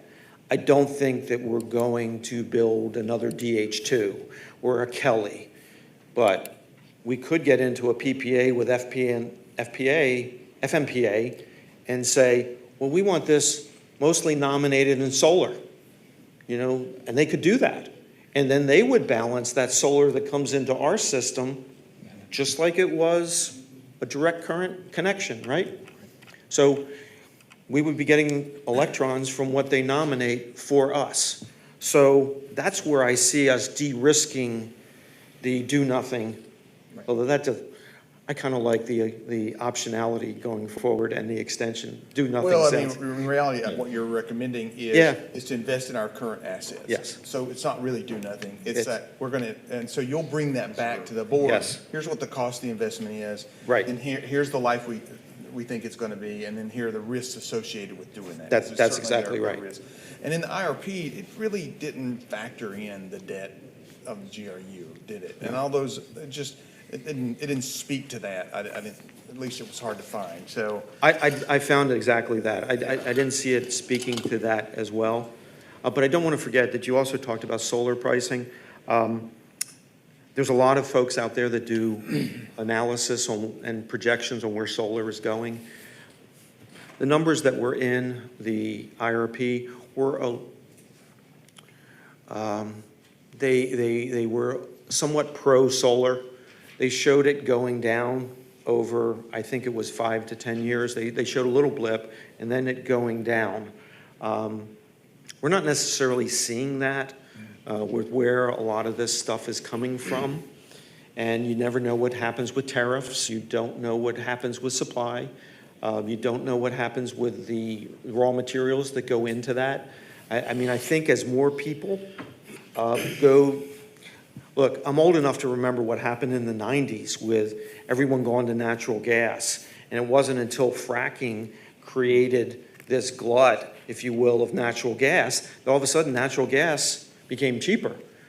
But if that hadn't happened, the folks that bet on natural gas would have lost their shirt. And you would have had natural gas plants that were closing left and right, but they're not. So there's geopolitical factors that go into all these things. And I will tell you, we've talked to a lot of folks in the industry. That's what we do. We see what other people are doing, and you learn from them. And they look at our assets and they say, well, you know what? Some of your assets they're more expensive than ours. But by the time you pay the transport, you bring this stuff in and you're paying the $14 million to FP&L to transport this in. It's kind of a wash. And then, are you doing your own balancing? Are you doing all the extras that could exist for your organization? Yeah, probably not. So I do like investing in our assets now, looking for opportunities as they present themselves. And look, we could bring Jacob Williams from FMPA here to talk about what his perspective is, across the Florida marketplace. We could bring in some other folks to talk to you about that. We have our own consultants that could, give you some of that. We could bring in the Energy Authority. I think that would be very helpful. Yeah, we could just have a kind of a robust discussion, and you can shoot away at them. And I mean, we pay for it. We're a member of T. We're a part owner of T, and we can open the books for you. Any other questions? To piggyback on Chair Lawson's comment, if you could, when you're looking at that analysis, if you could put in like the cost, and it can be a generic cost so that we can compare, because I have an older vehicle, it's over 10 years old, over 115,000 miles on it. When I go in for a major repair, I have to sit there and balance. Right. Okay, I've dumped X amount into this now, what's the useful life versus going and purchasing a new vehicle? So giving us that perspective of what a new power plant to replace something would cost versus the amount of money that we are looking to put into a particular plant. Well, you know, I'm glad you asked that question because it's like when we decided we were going to convert DH2 that operated solely on coal to operate on natural gas. I mean, we had heard numbers from folks that were, do you remember the numbers, Tom? I mean, they were $30, $40 million and $50 million. $80 million was the first number that came back. I think we did that for somewhere around $10 million. And, you know, we did that with a lot of our own people that understand the systems. I mean, we have really great people that can do that stuff. The same thing with Kelly. The repowering got it an extra 20 years. I mean, you start amortizing that cost out and looking at, I mean, you make that decision every day. So, yeah, people have said, you know what, because of your situation, your assets in place have real value to us, not to somebody else, but to us, because they're already permitted, they're already existing. To try to bring that stuff in, very costly, very expensive, very time-consuming. Now, we have a footprint up at Deer Haven, too. You know, can we build a RICE engine up there that would be flexible to replace DH1? Yeah, we could probably do that. We can look at that. You know, at a certain point, that might be what we do. But we'll bring it back and we'll talk about when and where we want to do it. Maybe that's what we do until we get to the next element of solar, because if you have that and you have that flexibility, you can do more solar. So none of this is a straight line. It's always like, okay, well, what if? And that's what you're saying, Chair Lawson. You know, let's get a little bit more information here. Let's look at what the risks are. We can do that. Any other comments? No, sir. Thanks for that presentation. Yeah, sure. Thank you, Mr. Chair. The next item is 2024-751, launch of Customer Advocate Program, with the recommendation that the agenda item is for informational purposes to inform the GRU Authority of the steps being taken to further GRU's positive presence in the community. Are there public comments for this in particular, and if so, when? Mr. Chair, I don't believe there's public comment as there's no motion being made in their There's informational. no motion, so it's just for discussion with the board. Thank you very much. For those that don't know this is the Yvette Carter. She's been a mainstay within the organization in terms of community relations for a very, you know, that makes you sound old. I shouldn't say that. You've been there. I don't look old. No, We good. no, you do not look old. We good. Yeah, okay. And she's my cousin. Then with that, before I put my foot in my mouth any further, Yvette Carter. How does my hair look, Ed? Oh, wonderful. Thank you. You're welcome. Good evening, everyone. Ed has already introduced me. I do work in government affairs and community relations. And just so you all know, this is who I am all the time. So I'm going to apologize up front. Some of you know me, so you know that this is who I am all the time. I am excited today to stand before you to talk about a program that really is just a little bit of an expansion of what we already do here at GRU. And it is, am I supposed to? See, it doesn't work for you either. Yes, it does. Oh, there it does. Okay. I am really trying to be my most professional self right now. Again, I am really excited to talk about this program. It's just a little bit of an expansion of what we already do here at GRU in the Government Affairs and Community Relations on that team. So the Customer Advocate Program really came about because Ed came to our team and said, you know, what are we doing in the space of customer complaints that go beyond customer service? And so I told him what we do, and he goes, well, people don't know that. So most of what this is about, is it too loud? It's not loud enough? I'm not loud enough? Oh, my. Okay. Wow, that's kind of scary. Are you able to hear me now? Is that loud enough? Okay. All right. I've never, ever, ever had that complaint before, that I'm not loud enough. Okay. So I told him what we already do, and he remembered that we do that. So our team operates as the ombudsman for the utility on behalf of the community already. And I forgot my eyes. We do already work with customer service to collaborate on customer issues so that we can help resolve them. And really, the complaints that reach the level of the general manager, CEO, those are the complaints that we usually become involved in.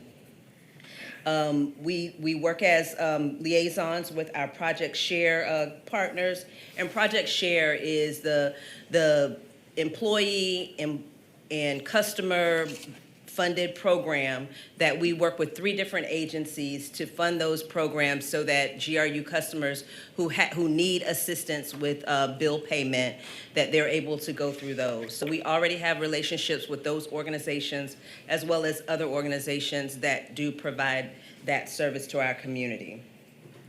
So what we're calling our enhanced services are that we are really going to be working now to ensure that the customers are aware of the resources that we provide and that are available to them, that we will assist the customers in accessing the help for their bills, the payment for their bills, by leveraging that relationship that we have with those Project Share organizations and others. So we will be doing that. We will have the adoption of the, we call it the we motto, and it's in your backup, and it's a whole lot of we's. We will do this, we will do that. And we are doing most of them. Our customer service team and our team are doing most of them already. We're just calling them out and reminding ourselves of that's what we will do. So I'll move on to say that this program is really about showing the awareness and allowing customers the accessibility. So we have instituted a dedicated line for the Customer Advocate Program and a dedicated email address. We do have flyers, and I think you all have a copy of the rack cards, which will also turn into a retractable banner that'll be in the lobby. Those flyers are currently in our lobby now. We will have what I'm calling office hours in the lobby every day of the week for a few hours a day. There is an intake form that we've created in detail to ensure that we have all of the information about the customer's issues so that when we work with customer service, we're not missing any piece of it. Because the customer will give us a bit of information, but then we also go to customer service to get additional information. And then lastly, there is a form on the website that customers can now self-report issues that they have that they would like to have a customer advocate assist them with. And then so the services are pretty similar to what we already do. Just want to call them some of them out. We'll be working alongside customer service to assist our customers in setting up reasonable, affordable payment arrangements.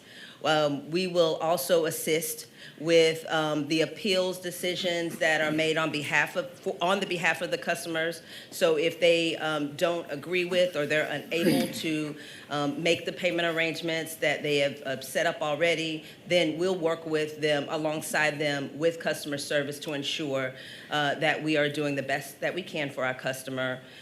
We will help them understand the billing process and the details of their case or their issue. And then we will also keep customers abreast of what's going on and what's happening when they are having issues. Again, I'll restate this because it can't be stated enough, that the additional thing that we hadn't done in the past, we used to just tell the customers, you can go here, you can go there. We are now helping make those calls. We do have some backline calls that we can make when there are extreme situations. So that's an additional step. That's one of the enhancements to the program that we already have been doing. And then we'll follow up with the customers a month or two down the road to ensure that they're able to honor the arrangements that they've made, to ensure that they're able to keep those and it still is working for them. And so again, we talked about the accessibility before, and so that's what you see in that last bullet point. And then this is just giving the phone number, giving the email address, and letting you know the hours that we will be public-facing in the lobby as customer advocates. So I don't have 75 slides, so that's it. Oh, wow. I didn't say anybody else has it. I just said I don't have any more slides. I am happy to answer any questions that you have or comments. You know, could I just say one thing with what Yvette's presented? She said, you know, these are something that they already do, and they do, but they haven't had that exposure at that lobby level, which is where we get so much traffic. And Yvette and her group have so much presence and empathy and understanding. That's what they live and breathe. Not that our customer service folks don't have that. I don't want to say that. But they're processing a lot of payments. They're processing all throughout the day. They get to sit down without that concern and say, how can I help you? They understand. I mean, I can't tell you how many times we've been out in situations where people come and they gravitate towards Yvette and her team. And she answers the questions.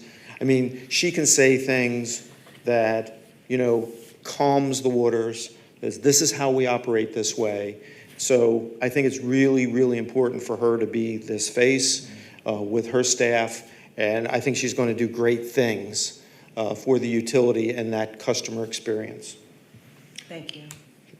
Ed, one quick question, if I may, Chair.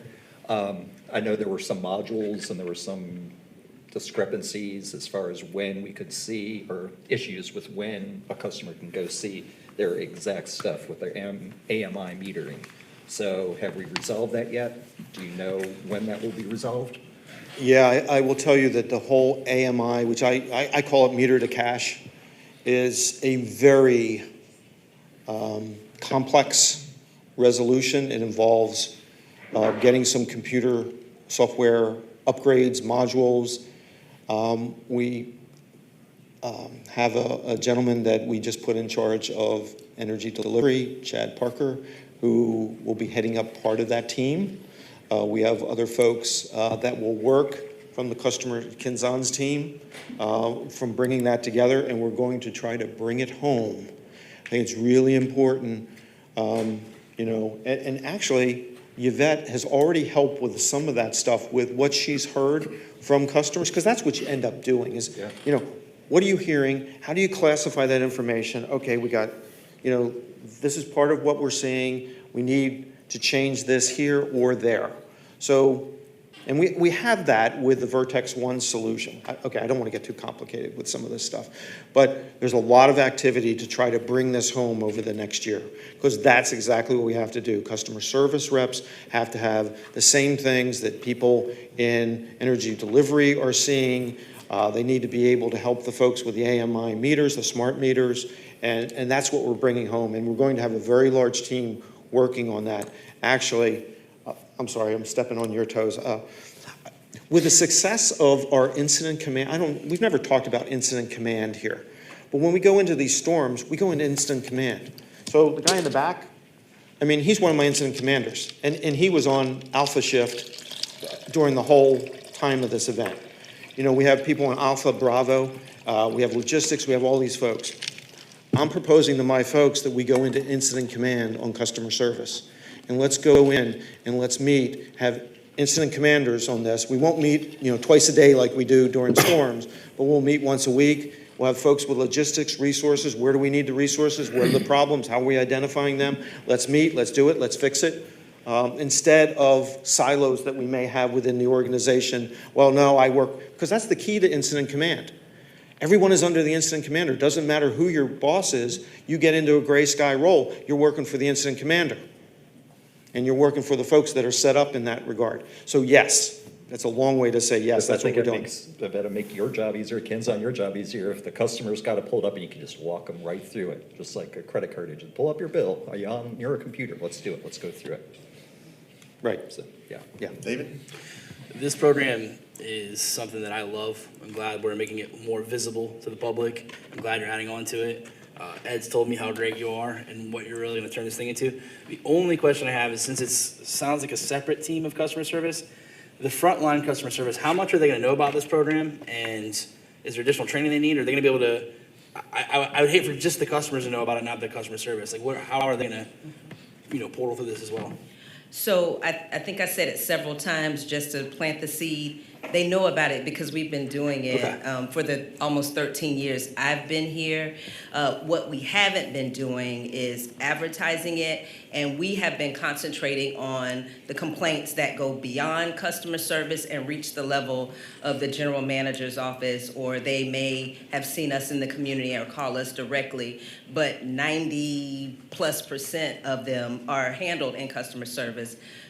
So they know that we do this. We've always worked in conjunction with customer service to solve the problems. But now they will have the more visibility.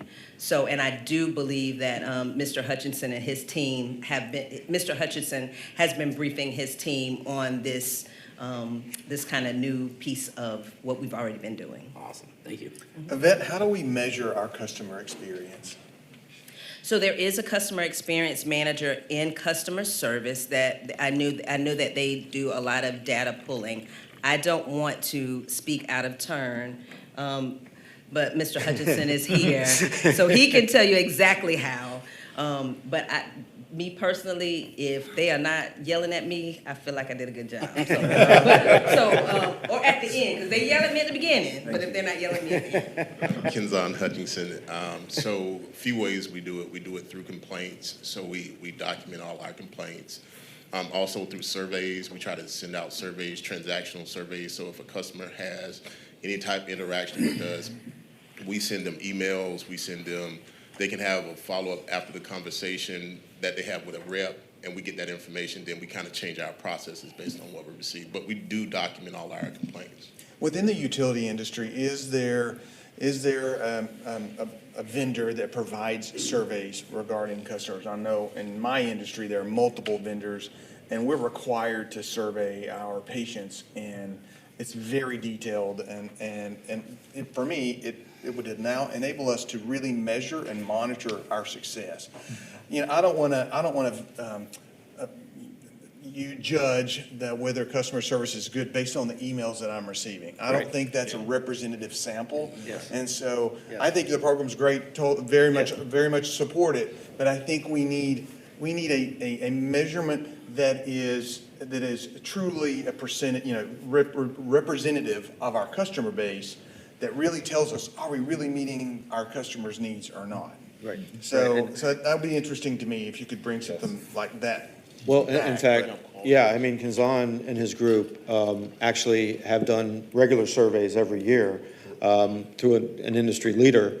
And we I think we get some fairly good marks on that. I think what we've seen in those is, and I'm not going to, you can correct me if I'm wrong, but, bills are too high from the folks that don't like it. There could be other things that we improve, and they've been consistent over the years. That's why we wanted to try a little something different with our visibility, those types of things, and actually why we set this up. Well, you can talk a little bit more about the surveys. How do we compare to industry norms? How Right. do we compare to industry in Florida, that kind of thing? Right, so we have Qualtrics that we utilize through SAP. We currently use that, and that's what we kind of look at how we do as it relates to customers. It's not just negative, which is a big thing, because of course a lot of times you hear, you don't really always hear the good things that's going on within customer service. And so if you look at the surveys, you'll notice that. But we do get some legitimate concerns, like we may not have given a customer enough time, or we may have given misinformation. And so we take those things, and because I don't want to be a utility that just always hears a negative and we feel like we're not doing a great job. But also I realize that there's some validity to those concerns that customers have. And so that's how we take that information that's within Qualtrics, and we improve our processes based on both. That'd be great if you could bring some of that recording back to the board. We'll do that. That'd be great. Thank you. And the other thing, Ed, is I'd be interested on at least an annual basis I think about our customers in sort of two buckets. We have our individual customers and we also have our businesses. I think it would be interesting and helpful to have an annual survey of a sampling of our businesses, both developers and from all different, just to hear how are we doing serving that side. You know, we want to be a business-friendly community, and we are a part of that. So, you know, the relationship with the city, you know, how businesses interact with the city, people judge that. You know, people decide where they want to work, where they want to build their business based on those kinds of interactions. And it would be helpful for me to know how do we support development and growth on the business side. And so just something to think about is there a way to conduct a survey of the businesses that we serve? Well, I'll tell you, we get a lot of feedback from our key account reps that, you know, we've started regular meetings with South Energy Center and meet with Bobby Baird and his group over there on, you know, how they run their operations, and that's where we have the premium product at a premium price that we sell them. And that interaction from the management staff and hearing their concerns is really, really important. And we have some great key account reps that give us feedback, and we can start, you know, putting that together. But I hear loud and clear what you're saying about let's develop the metrics. You know, we can't run our business on an exception basis. You know, it's got to be, you know, are we improving, you know, year over year, month over month? And Kinzan's right. He's still back there. I mean, they respond to the complaints that are made and try to make, you know, and frankly, in certain regards, customer service, you know, felt the brunt of, you know, installing a lot of AMI meters and not having the folks to read those as quickly as possible. So we had some, I think, problems in last year. But I think we're past those at this point. We had that, plus you had that billing system that went in several years ago that we don't know if we're through that challenge or not. Right. There's a lot of challenges associated with that, and they're captive to the effectiveness of the AMI, the advanced metering infrastructure that allows them the access. I mean, frankly, many utilities are more advanced in that technology, and it's only because we went down a different road as a utility with some of the things we did with the biomass plant, some of the solar feed-in tariff, some of these other things that we didn't take care of our own house many years ago. And, you know, Kinzan will probably vouch for that they should have upgraded these, you know, years and decades ago.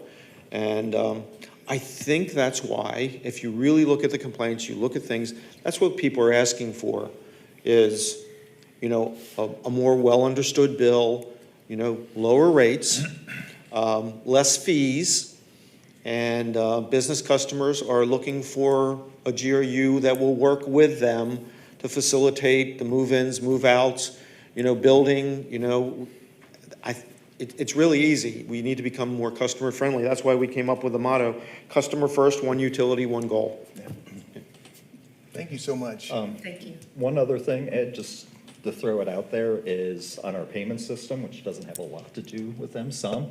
It does. Is with the AMI, I'm sure this is going to go away, but I'm sure you guys hear it from sometimes, and I've had this issue where my meter was misread before I had an AMI meter. Right. And all of a sudden I have a $600, $700 bill, and you're capped at, what is it, $350 or whatever? So now I'm incurring 2 customer service charges. Right. So I was wondering if there was something that may be able to be done to where we could raise that to like $500 or $600 possibly with the one fee versus people getting hit double time with the double payment. Well, you got the guy that can talk to you about that right there. Yeah, we're definitely looking into it with our vendor. One of the biggest things that was difficult is, like, before we got to where it is now, the fee was more expensive. And so what the company did when we had to try to negotiate is, well, in order for them to be profitable, for that business, we had to look at what our average payment was, which was typically lower than, it was around $250, $247, somewhere around there.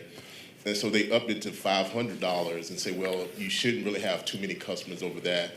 And so over time, we've noticed that that's been impacting our customers. So we are looking into that with our vendor to see what we can do and different options for that. Awesome. And if there's, and I want to reiterate this, if there's anything as it relates to if something was misread, whatever the case may be, that causes a customer to be impacted at all, we will work with that customer to get that rectified. I know you've worked with me, Yeah, so. absolutely. Yeah. Yeah, Thank and you. me, yeah. Thank you, Kinsan. I appreciate it. Any other questions for Yvette or Ed? Thank you so much. Thank you. Thanks, Yvette. Mr. Chair, the next item is director comments. You know, couple of things. During the hurricane, our outages, I received several phone calls. I was communicating with Ed about it. Vet jumped in on some of them and helped. And I think the common thing, and once I explained to the people what was going on, when I said we had over 65,000 meters, not people, meters out. We had 110 lift stations without power. We had poles. You know, when I explained it to them, like, oh my gosh, you know, and I'm like, and also there's 7 people on your street out, and I got a neighborhood with 65 people. We got to, once we talked to them, it was amazing. I mean, I got texts back, and they just said, thank you so much for the information. They want, and it's impossible. They want us to call each and every one of them and explain that. That's impossible. And I tried to explain to them, we could never do that. We would not exist if we tried that. But what was amazing is when they saw our utility workers out there working, and they saw the numbers of meters that were out, they were thanking, and they were amazed by the quality we have. So anybody that says, you know, I was a little offended when I read somebody said, you know, they were trying to cut our services. I'll put our team against anybody. That's right. And just, you know, thank you to everybody. As Chair said, I think we could all just spend all night thanking all the employees, no matter what they did. Even our CEO was serving food. You know, I mean, everybody chipped in, and it was a brother and sisterhood, and it was evident to everybody I talked to. So thank you so much. The other thing you might notice is after October 1st, and I'm still here. So one of my fans, you know, questioned the clerk about that. So the way it works is I'm here until the governor reappoints. And on my airport authority, I had someone go 5 years past appointment expiration. So I did call the governor's office, and I shared with Chair, they just sort of laughed and said, call me later. So I don't know what the story is, so I'm here right now. We need you to make all the motions. Yeah. Well, I told them. Yeah, I told them I'm the motion man, so sorry about that, guys. But anyhow, that's what's going on. At some point, the governor will appoint, or his office will appoint, or they'll call me and we'll talk. I don't know. So that's why I'm here. Thanks, Craig.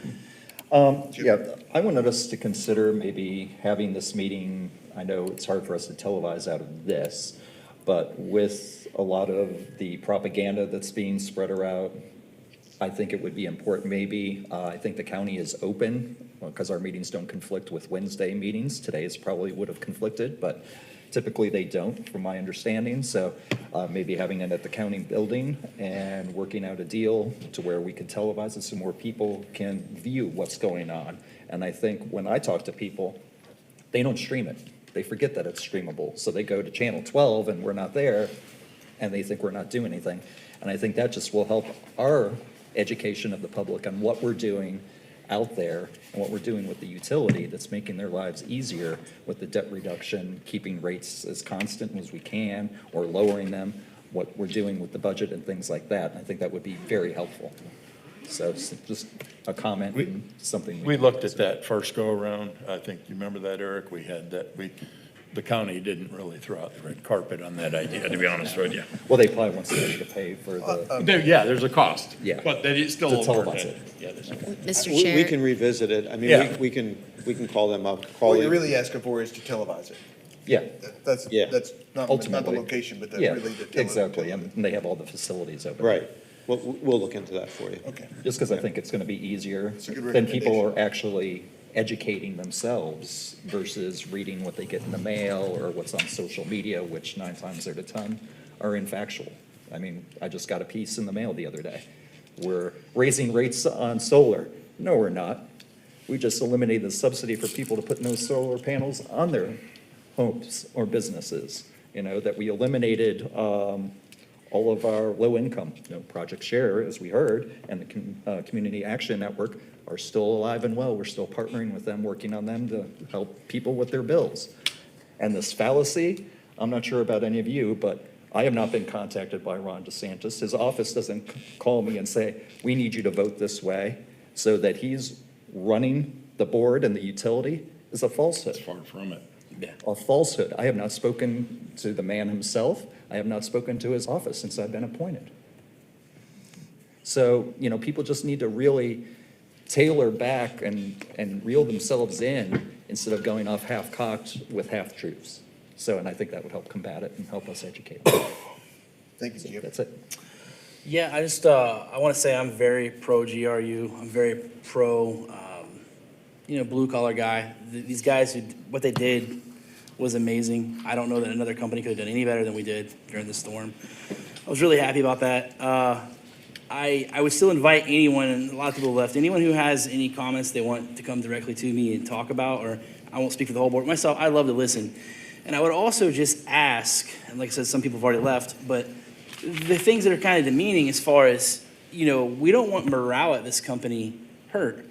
And saying things like pointing at someone, you're going to lose your job, that's fundamentally untrue. Like, I would, if you feel like that, please come talk to us. Don't put a bunch of gossip out there or fear tactics or whatever else. The people that are working here, they're incredible. They're working hard. I don't know of anyone at GRU right now that needs to be fired or their jobs going away of something that's happening here. And that's just, I really don't like seeing people do that. So if you have a outlier crazy thought, please just tell us. Let's not hurt the morale of these really hardworking people who just came out of a nasty storm that might be going to another nasty storm. Let's not do that. So, and like I said, thank everybody who works in GRU from Ed down and everybody up. It was just, I love what we're doing right now. I think we're moving in the right direction. Okay, and I don't. Could I just respond to what Director Carter said? We'll probably have some more meals because it looks like we're heading into something. So you all folks, if you want to come out and serve, I'm sure the folks would love to see you. I'm sure that Carter will probably bring his cooker or something, and he'll try to do an extra line of whatever with desserts. Chili, sir. Is that what it is? I'm doing chili right now. Okay, so that's We did pulled pork and Steenhatchee. Okay. It's supposed to be.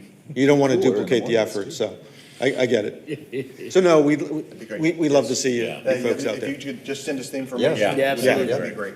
Yeah. It'd be an honor to do that, quite frankly. Well, that's how I felt. I mean, these folks just give it their all. I mean, they're working the 16-hour shifts, and they're coming in, and it's like they're so thankful that you're giving them the food for their nourishment, and you're just paying attention to them. You're saying thank you.